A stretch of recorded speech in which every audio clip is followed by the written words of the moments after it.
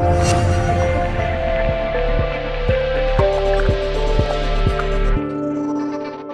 Hello welcome to post 360. నేను మీ మురళి రాపల్లి. ఇప్పుడు ఈ సనాతన ధర్మం గురించి మాట్లాడుతూ ఉంటే తెలియని సబ్జెక్ట్ గురించి మాట్లాడుతున్నట్టుగా అనిపిస్తూ ఉంటుంది. అక్కడక్కడ కొద్దిగా తెలుసు కాబట్టి.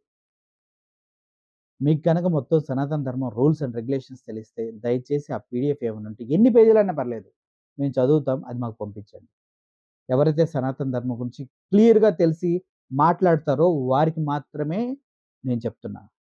సనాతన ధర్మం గురించి మీకు మొత్తం తెలిసినట్లయితే, గతంలో ఏం జరిగిందో తెలిసినట్లయితే, ఆ సంబంధిత రూల్స్ అండ్ రెగ్యులేషన్స్ ఎక్కడన్నా రాసి ఉన్నట్లయితే, ఆ పీడిఎఫ్‌ని మాకు పంపించాలని మనసారా కోరుకుంటున్నాం. Thank you for watching this video. Even Pawan Kalyan గారు కూడా, పవన్ కళ్యాణ్ గారు మీ దగ్గర ఆ పీడిఎఫ్ ఉన్నా మాకు పంపించండి. మేము తప్పకుండా దాన్ని చదువుతాం. దాంట్లో ఉన్నటువంటి గొప్పతనాన్ని తెలుసుకుంటాం. నాకు ఇప్పటివరకు రామాయణాలు, భగవద్గీతలు, భాగవతాలు, వాటి కథలు తెలుసు. వాటిని అప్పుడప్పుడు చదవడం తెలుసు. దాంట్లో కొద్దిగా నీతి తెలుసు. అంతకుమించి సనాతన ధర్మం యొక్క రుచి మాకు తెలీదు. అది అట్‌లీస్ట్ మీరన్నా మాకు రుచి చేయించగలరని మనసారా కోరుకుంటున్నాము. Thank you for watching this video.